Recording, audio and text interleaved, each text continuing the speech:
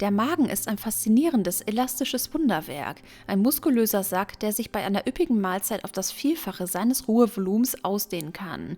Viele Menschen träumen davon, ihren Magen physisch zu schrumpfen, um schneller satt zu werden.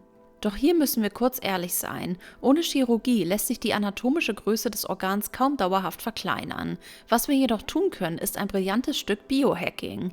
Wir können die Dehnungsrezeptoren in der Magenwand und die hormonellen Sättigungssignale in deinem Gehirn so neu kalibrieren, dass dein Körper bereits bei deutlich kleineren Mengen das Signal „Stopp, ich bin voll" sendet. Es geht also weniger um eine mechanische Verkleinerung, als vielmehr um eine funktionelle Sensibilisierung.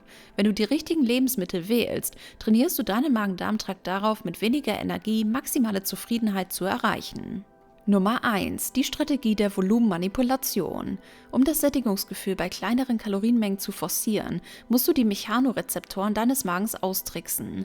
Diese Rezeptoren reagieren nicht auf Kalorien, sondern auf die rein physische Dehnung der Magenwand. Wenn du Lebensmittel mit einer extrem niedrigen Energiedichte, aber hohem Wasser- und Ballaststoffgehalt wählst, wie etwa Zucchini, Gurken, Blattspinat oder Brokkoli, füllst du den Magenraum massiv aus, ohne dein Energiekonto zu belasten. Wer täglich große Mengen dieses Volumenessens in seine Mahlzeiten integriert, gewöhnt das Gehirn daran, dass ein voller Magen nicht zwangsläufig mit einer schweren Insulinausschüttung einhergehen muss. Mit der Zeit lernst du, das Volumen schrittweise zu reduzieren, während die Rezeptoren durch die hohe Nährstoffdichte des Gemüses bereits früher zufriedenstellende Signale an das Belohnungszentrum senden. Nummer 2. Der Proteinhebel.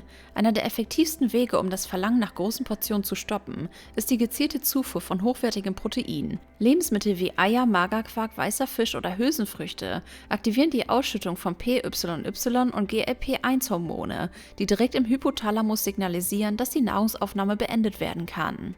Protein benötigt zudem deutlich länger für die Magenpassage als Kohlenhydrate. Das bedeutet, der Speisebrei verweilt länger im Magen, hält die Dehnungsrezeptoren aktiv und verhindert, dass der Magen zu schnell wieder leer läuft und das Hungerhormon Grelin ausschüttet.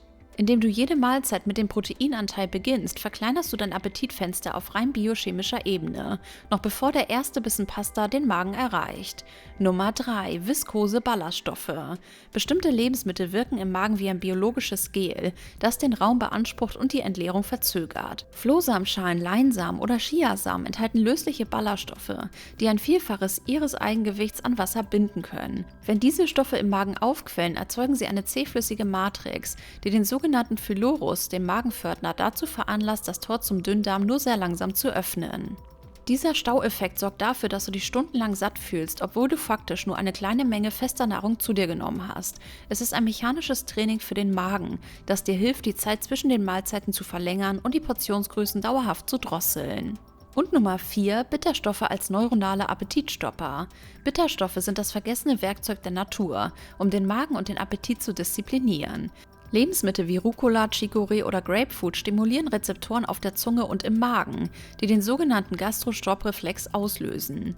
Diese Bitterstoffe signalisieren deinem Körper evolutionär bedingt Vorsicht, was die Lust auf große, schwere Mengen sofort dämpft. Zudem fördern sie die Produktion von Gallenflüssigkeit und Verdauungsenzymen, was die Verdauung effizienter macht. Wer vor dem Essen Bitterstoffe konsumiert, stellt seine innere Messlatte für Hunger niedriger. Es ist ein Reset für deine Geschmacksknospen, der dich weg von der Gier nach Volumen und hin zu einem feineren Gespür für tatsächliche Sättigung führt. Möchtest du jetzt noch wissen, was du essen solltest, um Darmwürmer abzutöten? Dann schau dir unbedingt das Video an, welches wir dir an dieser Stelle verlinken. Klicke direkt drauf.